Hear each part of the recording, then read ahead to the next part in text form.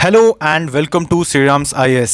देखो, मान लो कि भारत जो कि वर्ल्ड का लार्जेस्ट फूड प्रोड्यूसर ही नहीं बल्कि एक ग्लोबल हब के जैसा सामने निकल कर आता है, खास करके with respect to cutting edge agri food innovation. जब हम इसकी बात कर रहे हैं यहाँ पर मतलब क्या है कि मान लो आपका मैंगो मलिहाबाद का, spices from Kerala, millets from Rajasthan, ये सब इंटरनेशनल मार्केट में जब पहुंचते हैं तो ये सिर्फ एज अ रॉ प्रोड्यूस नहीं पहुंचते हैं बल्कि एक high value branded product at the same time ये इंडिया की स्टोरी बताते हैं।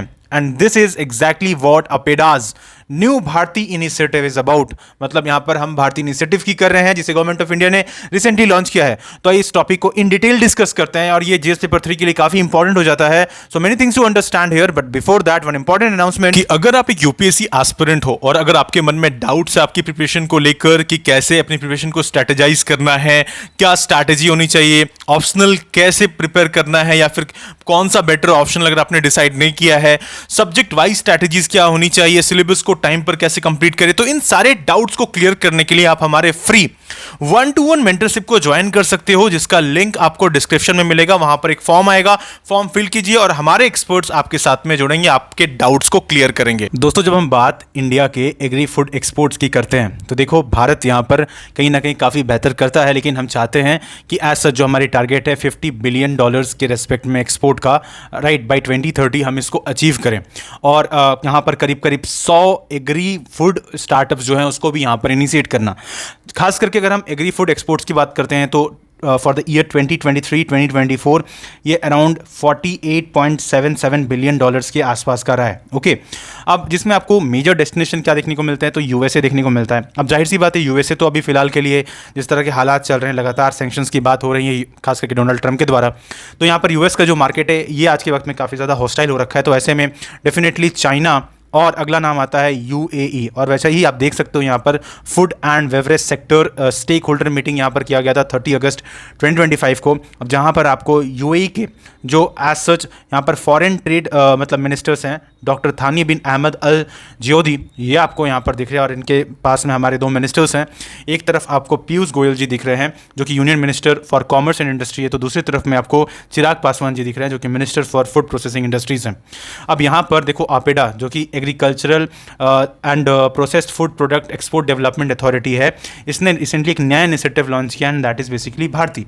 ओके, नाउ भारती का मतलब क्या होता है, ये इंपॉर्टेंट हो जाता है एंड ये एग्जाम में पूछा जा सकता है आपसे, right, very important for exam. See, Bharti stand for Bharat's Hub. Okay, you can write it down here. It stands for basically Bharat Hub for Agri-Tech. Okay, Agri-Tech, resilience, at the same time advancement. Okay, and incubation for export enablement. Okay, enablement. तो ये एक ऐसा initiative है या फिर आप ऐसे समझो कि एक ऐसा प्लेटफॉर्म है जिसके मदद से ओवरऑल 100 एग्री फूड स्टार्टअप्स को तो इनिशिएट किया जाएगा। इसके अलावा जो मेजर चैलेंजेस है, जैसे कि पेरिसेबिलिटी का एक बड़ा चैलेंजेस रहता है, लॉजिस्टिक्स का एक चैलेंज रहता है, हम यहाँ पर क्या करेंगे, इन चैलेंजेस को दूर करने के लिए कुछ जो रिसेंट इनोवेटिव टेक्नोलॉजीज है इंटीग्रेट करेंगे उनको, लाइक हमारा AI हो गया, ब्लॉकचेन हो गया, राइट, IoT हो गया, राइट, इसको हम एग्रीकल्चर में इंटीग्रेट करेंगे और जिससे हम अलाइन करेंगे हमारे विजन, जैसे कि आत्मनिर्भर भारत होगा, वोकल फॉर लोकल हो गया, डिजिटल हो गया, ताकि हमारी जो ओवरऑल एम्बिशियस टारगेट है ये अराउंड $50 बिलियन तक का एक्सपोर्ट का, इसको हम कहीं ना कहीं एज सच यहाँ पर अचीव करें दोस्तों, राइट। तो ये काफ़ी इंपॉर्टेंट हो जाता है ओवरऑल ये एज सच स्कीम। अब देखो यहाँ पर इसके अलावा इसके की फीचर्स को समझना भी जरूरी है, हम एक एक पॉइंट करके यहाँ पर समझ लेते हैं इसके मेजर की फीचर्स क्या क्या हैं। तो जैसा कि देख रहे हो, आपको पहला की फीचर क्या दिख रहा है, targets high value agri food products. अच्छा, जब एग्री फूड प्रोडक्ट्स के बारे में बात कर रहे हैं तो यहाँ पर आपको GI टैग दिखेगा, ऑर्गेनिक फूड्स दिखेंगे, सुपर फूड्स दिखेंगे, प्रोसेस फूड्स हो गए, लाइव स्टॉक्स हो गए, आयुष प्रोडक्ट हो गया, राइट। अगर हम एक एक करके इसके कुछ एग्जाम्पल्स लें तो जैसे GI टैग के लिए दार्जिलिंग टी है वेस्ट बंगाल का, अल्फांसो मैंगो हो गया महाराष्ट्र का, राइट। इसी तरीके से आपको बासमती राइस दिखने को मिलेगा फ्रॉम पंजाब, हरियाणा, उत्तर प्रदेश, राइट, जो कि इंडिया की एक मेजर एग्री एक्सपोर्ट कहीं ना कहीं एक्सपोर्ट का पार्ट ही है। इस तरीके से ऑर्गेनिक फूड के बारे में बात करेंगे तो you have turmeric from Assam basically, right. इसी तरीके से आपको स्पाइसेस देखने को मिलता है केरला से, ओके, जिसका काफ़ी ज़्यादा डिमांड रहता है यूएसए में और ईयू में, ओके, यूरोपियन यूनियन में।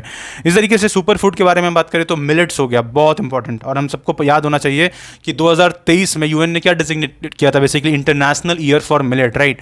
तो वेरी इंपॉर्टेंट, मिलेट कहीं ना कहीं एक सुपर फूड के बेसिकली तौर पे आता है, और खास करके ग्लूटेन फ्री और हेल्दी फूड है। क्योंकि देखो आज काफ़ी ज़्यादा हेल्थ की तरफ में लोग ध्यान देते हैं, और धीरे धीरे करके जैसे अवेयरनेस बढ़ रहा है तो लोग ग्लूटेन को छोड़ना चाहते हैं, राइट। तो मैदा का प्रोडक्ट होता है उसको छोड़ना चाहते हैं। तो यहाँ पर हेल्दी प्रोडक्ट्स के लिए लोग मिलेट्स की तरफ कहीं ना कहीं जा सकते हैं, जो भारत का सुपर फूड है, और ये काफ़ी इंपॉर्टेंट, और गवर्नमेंट इसे मतलब काफ़ी अच्छे से प्रमोट भी कर रही थी रिसेंटली। तो ये एक इंपॉर्टेंट चीज़ हो जाता है। इसी तरीके से प्रोसेस फूड के रेस्पेक्ट में अगर हम बात करेंगे तो रेडी टू ईट जो हमारे पैकेज फूड्स होते हैं, राइट, तो वो सारी चीज़ जैसे कि पिकल हो गया, पापड़ हो गया, ओके। तो यहाँ पर आप समझ रहे हो ना कि लोकल मार्केट को भी हम इंगेज कर रहे हैं। इसका मतलब जो खास करके पिकल्स के कई सारे फर्म्स में देखो जो फीमेल्स होती हैं वो लीड करती हैं, कई सारे वुमेन एंटरप्रेन्योर्स हमें देखने को मिलते हैं वहाँ पर। तो डेफिनेटली ये एक अच्छा यहाँ पर इंडिया को ओवरऑल एक मतलब आप समझ लो प्लेटफॉर्म की जैसा दे रहा है ना। तो ये इंपॉर्टेंट चीज़ें हो जाती हैं। आयुष प्रोडक्ट्स हो गया, आयुर्वेदिक सप्लीमेंट जैसे कि अश्वगंधा हो गया, च्यवनप्राश हो गया, राइट, ये सारी चीज़ें यहाँ पर जुड़ जाती हैं, हर्बल टी। तो ये हम कहीं ना कहीं पहला फीचर है इसका, ओके। अब इसके बाद में आपका दूसरा पॉइंट क्या हो जाता है, तो it will also promote advance technologies like AI, okay, blockchain, IoTs, agri fintech हो गया, ताकि हम जो ये पैकेजिंग, पेरिसेबिलिटी, सस्टेनेबिलिटी और लॉजिस्टिक्स का इशू है इसको हम दूर कर सकें। एआई के बारे में बात करें तो यहाँ पर जैसे एआई के माध्यम से हम क्रॉप को प्रॉपर्ली मॉनिटर कर सकते हैं, ताकि हम पेस्ट अटैक या आने वाले किसी तरह के डिजीज को कहीं ना कहीं उससे प्रोटेक्ट कर सकें, राइट। ब्लॉकचेन में जैसे मान लो कि एक जर्मनी में अगर कोई बायर है तो वो ट्रेस कर सकता है फार्म को कि कहाँ से एक्चुअली मैंगो आया है। ये ब्लॉकचेन टेक्नोलॉजी के माध्यम से हम ये चीज़ कर सकते हैं, ट्रेसेबिलिटी को बना सकते हैं, राइट। आईओटी के रेस्पेक्ट में अगर हम बात करें तो like for example smart cold storage हो गया आपका, ठीक है, स्मार्ट कोल्ड स्टोरेज हो गया, ये बनाया जा सकता है। एग्री फिनटेक में जैसे गवर्नमेंट की जो भी ऐसी स्कीम्स चल रही हैं जिसमें डिजिटल क्रेडिट हो गया, क्रॉप इंश्योरेंस हो गया, राइट, प्रधानमंत्री फसल बीमा योजना हो गया, वो सब कुछ एग्जाम्पल्स है, राइट। इसको हम कहीं ना कहीं इंटीग्रेट कर सकते हैं इस तरह के टेक्नोलॉजीज के साथ में, एंड डेफिनेटली ये आने वाले वक्त में एग्रीकल्चर को इंडिया में एडवांसमेंट की तरफ लेके जाएगा। इसी के साथ अगर हम बात करें तो definitely it will connect startups, innovators to provide export ready solution for helping them meet international food safety and quality standard through a 3-month acceleration program, okay. अब देखो क्या होता है कि इसमें अगर मैं बात करूं कि कॉम्पिटिटिवनेस तो डेफिनेटली है, एंड इंडिया की एग्रीकल्चर अगर हम बात करिए एग्रीकल्चर एक्सपोर्ट्स को अगर हमें कंपेटिटिव बनाना है तो वो कुछ मेजर प्रॉब्लम्स को सॉल्व करने पड़ेंगे। उसके लिए क्या प्रॉब्लम्स होता है, सबसे बड़ा प्रॉब्लम होगा पैकेजिंग का। सबसे बड़ा ही प्रॉब्लम क्या दिखता है आपको, पैकेजिंग का दिखता है। दूसरा प्रॉब्लम आपको यहाँ पर क्या दिखेगा, पेरिसेबिलिटी का दिखेगा, ठीक है, सस्टेनेबिलिटी का दिखेगा, लॉजिस्टिक्स का दिखता है, राइट। लाइक तो इसको हम मान लो कि अगर हम एक्सपोर्ट हब बना रहे हैं, खास करके अगर पोर्ट्स के आसपास जैसे कि मान लो मुंड्रा हो गया या काकीनाडा हो गया, यहाँ पर अगर हम ओवरऑल हब बनाते हैं तो डेफिनेटली इस तरह के लॉजिस्टिक्स के प्रॉब्लम को सॉल्व किया जा सकता है। सस्टेनेबिलिटी के रेस्पेक्ट में हम बात करते हैं, यहाँ पर हम यहाँ पर प्रमोट कर सकते हैं बायोडिग्रेडेबल जो पैकेजिंग्स होते हैं, right. Water efficient farming techniques को हम यहाँ पर बढ़ा सकते हैं। तो ये सारे कुछ एग्जाम्पल्स यहाँ पर बन जाते हैं। इसी तरीके से it also align with Aatmanirbhar Bharat, vocal for local, digital India and startup India programs. Yes, ये काफ़ी इंपॉर्टेंट चीज़ है यहाँ पर, राइट। तो ओवरऑल इन सारी जो हमारे इंडिया के एम्बिशियस ये जो चल रही हैं जो स्कीम्स, और ओवरऑल इसके साथ साथ जो मतलब वोकल फॉर लोकल की बात कर लो, लोकल मतलब जो छोटे लेवल पे एंटरप्रेन्योर्स हैं, राइट, उनको कहीं ना कहीं से हम कहीं ना कहीं प्रमोट कर सकते हैं, और जो हमारे नेशनल इनिशिएटिव जितने भी चल रहे हैं उनको हम यहाँ पर जोड़ सकते हैं, ओके। तो ये सारी चीज़ें हैं, और इसके साथ साथ देखो कई सारे जो हमारे एजुकेशनल इंस्टीट्यूट्स है, राइट। चाहे बात स्टेट बोर्ड के अंदर हो, स्टेट बोर्ड के अंदर में कई सारे आपको FPOs देखने को मिलते हैं, that is farmer basically producer organisations, ठीक है। तो वहाँ पर कहीं ना कहीं एक्सपोर्टर जुड़ सकते हैं उनके साथ में। IITs या NITs के रेस्पेक्ट में अगर हम बात करें तो यहाँ पर जो टेक्नोलॉजीज़ के रेस्पेक्ट में हम बात कर रहे हैं तो वहाँ पर डेवलपमेंट हो सकता है, इनोवेशंस के साथ में इन सारे एजुकेशनल इंस्टीट्यूट्स को जोड़ा जा सकता है, राइट। और अपेडा ये काम कर सकता है, क्योंकि अपेडा एक काफ़ी स्ट्रॉन्ग आपको ओवरऑल इंस्टीट्यूट भी देखने को मिलता है एज सच, राइट। जब हम बात करते हैं ओवरऑल, अभी इसके बारे में हम देख लेते हैं कि अपेडा क्या है एज सच, इसके एज सच फॉर्मेशन कब हुई थी, वो भी यहाँ पर एग्जाम के लिए काफ़ी ज़्यादा इंपॉर्टेंट हो जाता है, राइट। तो ओवरऑल ये मेजर की फीचर्स है विद रेस्पेक्ट टू जब हम बात करते हैं एज सच ओवरऑल इस भारतीय इनिशिएटिव के अंतर्गत, ओके। एंड डेफिनेटली ये गेम चेंजर साबित होगा बेसिकली जब अगर इसे प्रॉपर्ली हम इंप्लीमेंट करेंगे। अब इसका जो विजन है ये काफ़ी ब्रॉड है, राइट। अब एक छोटा सा इनिशिएटिव, लेकिन इससे बाद में आगे और बढ़ाया जा सकता है, और डेफिनेटली आप एग्रीकल्चर से रिलेटेड अगर मेंस के आंसर को लिखते हो तो इस ओवरऑल पॉइंट्स को, इन पॉइंट्स को आप लिख सकते हो। आप अपेडा के बारे में बता सकते हो, और अपेडा के इस इनिशिएटिव के बारे में आप बताना जरूर। भारत इनिशिएटिव जो है, भारतीय इनिशिएटिव बहुत इंपॉर्टेंट हो जाता है एग्जाम के लिए, राइट। तो हम अपेडा को थोड़ा देख लेते हैं दोस्तों। APEDA stands for the agricultural and processed food product export development authority.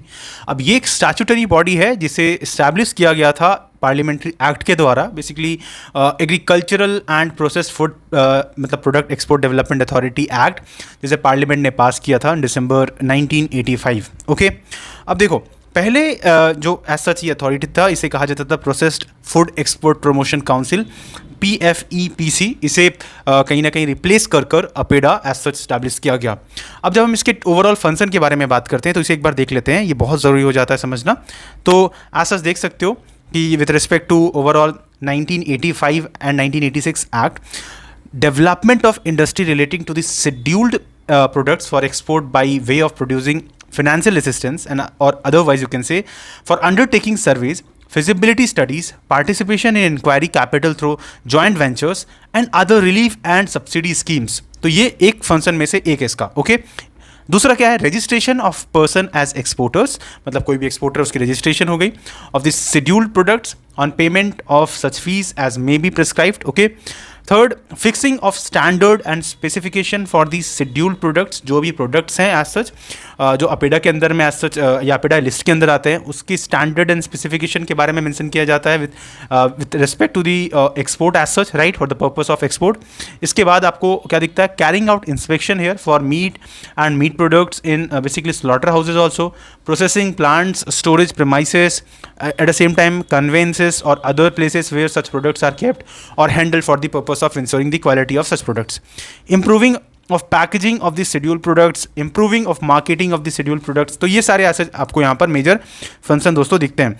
अच्छा, इसके साथ साथ यहाँ पर कुछ और इंपॉर्टेंट आपको एज सच दिखेंगे, जैसे इसमें से आपका एक हो गया that improving of packaging of scheduled products हो गया, right, improving of marketing of the scheduled products outside India, promotion of export oriented production and development of schedule products हो गया। तो इसके कुछ की फीचर जिसमें से ट्रेनिंग भी हो गया, राइट, इन सारे एस्पेक्ट्स में। ओके, तो मेजरली ये सारी चीज़ों पर कहीं ना कहीं अपेडा काम करता है यहाँ पर। अब यहाँ पर एक अगला इंपॉर्टेंट चीज़ जो कि यहाँ पर हो जाता है कि यहाँ पर जो प्रोडक्ट्स होते हैं वो क्या क्या होते हैं, किस तरह के होते हैं। तो देख सकते हो आप यहाँ पर आपको फ्रूट्स, वेजिटेबल दिखता है, मीट प्रोडक्ट्स दिखते हैं, पोल्ट्री हो गया, डायरी प्रोडक्ट्स हो गए, राइट, इस तरीके से कन्फेक्शनरी, बिस्किट्स, बेकरी प्रोडक्ट्स हो गया, हनी हो गया, इस तरीके से आपका जैगरी हो गया, मतलब शुगर प्रोडक्ट्स हो गए, कोकोआ हो गया, अल्कोहलिक नॉन अल्कोहलिक बेवरेजेस। तो मेजरली इस तरीके के आपको कहीं ना कहीं चीज़ें यहाँ पर देखने को मिलते हैं। अब अगला जो इंपॉर्टेंट चीज़ है, किसी कंपोजिशन क्या है, ये एग्जाम में आपसे पूछा जा सकता है, तो इसको एक बार हम यहाँ पर देख लेते हैं। तो देखो अपेडा के जो मेंबर्स हैं इनको यहाँ पर जानना जरूरी। सबसे पहले तो आपको एक चेयरमैन दिखता है जो कि सेंट्रल गवर्नमेंट जिसे अपॉइंट करता है, फर्स्ट इंपॉर्टेंट थिंग। ओके, एक चेयरमैन है जो कि सेंट्रल गवर्नमेंट अपॉइंट करता है, and then you have the agricultural marketing adviser to the government of India जो कि एक्स ऑफिसो चेयरमैन रहता है, and then you have after that one member appointed by the central government representing the NITI Aayog also. Then you have 3 members of parliament whom 2 are elected by the house of the people, very important। ये facts exam में prelims में पूछ लेते हैं आपसे, ठीक है, questions आ जाते हैं। तो अपेडा के अंदर में आपको यहाँ पर याद रखना है कि 3 मेंबर होते हैं पार्लियामेंट से, जिसमें से 2 इलेक्टेड मेंबर होते हैं हाउस ऑफ द पीपल से, एंड एक जो होते हैं वो काउंसिल ऑफ द स्टेट से होते हैं, ठीक है, मतलब राज्यसभा से होते हैं। तो यहाँ पर याद रखना जो 3 मेंबर्स हैं, 3 मेंबर्स में से 2 मेंबर्स जो हैं वो आपका लोकसभा से रहेंगे और 1 मेंबर जो होगा वो राज्यसभा से आते हैं। आगे इसके बाद आपको और इसमें 8 मेंबर्स देखने को मिलते हैं। ओके, ये 8 मेंबर्स जो होते हैं इन्हें सेंट्रल गवर्नमेंट अपॉइंट करता है रेस्पेक्टली अलग अलग मिनिस्ट्री से, जैसे कि एग्रीकल्चर एंड रूरल डेवलपमेंट हो गया, कॉमर्स हो गया, फिनेंस हो गया, इंडस्ट्री हो गया, food, civil supply, civil aviation, okay, shipping and transport. तो ये सारे यहाँ पर इंपॉर्टेंट हो जाते हैं। इसके अलावा अगर हम बात करें तो 7 मेंबर्स और अपॉइंट किया जाता है सेंट्रल गवर्नमेंट के द्वारा, जो कि Indian council of agriculture research ICAR के होते हैं, national horticulture board as such हो गया, national agriculture cooperative marketing federation हो गया, central food technological research institute हो गया, इस तरीके से इंडियन इंस्टीट्यूट ऑफ पैकेजिंग हो गया, स्पाइसेस एक्सपोर्ट प्रमोशन काउंसिल हो गया, कैस्यू एक्सपोर्ट प्रमोशन काउंसिल हो गया। तो ये कुछ इंपॉर्टेंट यहाँ पर आपको मतलब मेजर बॉडीज देखने को मिलते हैं, और उसके आपके एज सच उनमें से आपका टोटल 7 मेंबर्स ये होते हैं, और इसमें भी आपका कहीं ना कहीं they can ask a question in prelims. Okay, तो ये मैं डायरेक्टली ऑफिशियल वेबसाइट से आपको बता रहा हूँ, तो यहाँ पर सारे एक्यूरेट इन्फॉर्मेशन आपको मिलेंगे। फिर आपको 12 मेंबर्स और अपॉइंट होते हुए दिखेंगे, राइट, सेंट्रल गवर्नमेंट के द्वारा, जो कि fruit and vegetable product industry से आते हैं, मीट, पोल्ट्री, डाइटरी प्रोडक्ट्स हो गए, राइट, इस तरीके से शेड्यूल प्रोडक्ट्स मतलब जो भी हो गए जो कि लिस्टेड हैं वहाँ से आते हैं, एंड देन पैकेजिंग इंडस्ट्रीज हो गए, वहाँ से आपको कहीं ना कहीं लोग देखेंगे, तो ये इंपॉर्टेंट पॉइंट हो जाता है। And then at last 2 members appointed by the central government from amongst specialist and scientist in the field of agriculture, economics and marketing. तो एक काफ़ी बड़ा बॉडी है अपेडा अपने आप में, जो काफ़ी इंपॉर्टेंट हो जाता है दोस्तों यहाँ पर। ओके, अब एडमिनिस्ट्रेटिव सेटअप के बारे में बात करें तो जैसे मैंने बता दिया आपको, चेयरमैन को अपॉइंट कौन करता है, सेंट्रल गवर्नमेंट करता है, डायरेक्टर रहता है एक अपेडा का, जैसे अपेडा खुद ऐसा डायरेक्टर को अपॉइंट करता है, सेक्रेटरी रहते हैं, right, appointed by the central government. Okay, अब मान लो कि अगर आप एक ऑफिसर बनते हो, आईएएस बनते हो, तो आप यहाँ पर सेक्रेटरी के तौर पे जाओगे, राइट, देन आपको डायरेक्टर भी बनाया जा सकता है। तो ये कहीं ना कहीं ऐसा याद रखना कि सेंट्रल गवर्नमेंट के द्वारा ये सारे आई मीन ऑफिसर्स हो गए या फिर जो भी इंपॉर्टेंट पोस्ट हो गए, इनको यहाँ पर अपॉइंट किया जाता है। तो आपको इतना ही फैक्ट जानना है, इसके अंदर डिटेल्स में और में नहीं जाना है कि एस एच अपेडा के कितने सेक्शंस है और उन सेक्शंस में आपके क्या क्या चीज़ें लिखी हुई हैं, उतना आपको यहाँ पर इंपॉर्टेंट नहीं हो जाता जानना। तो ये सारी चीज़ें कहीं ना कहीं एग्जाम के लिए जरूरी हो जाती हैं।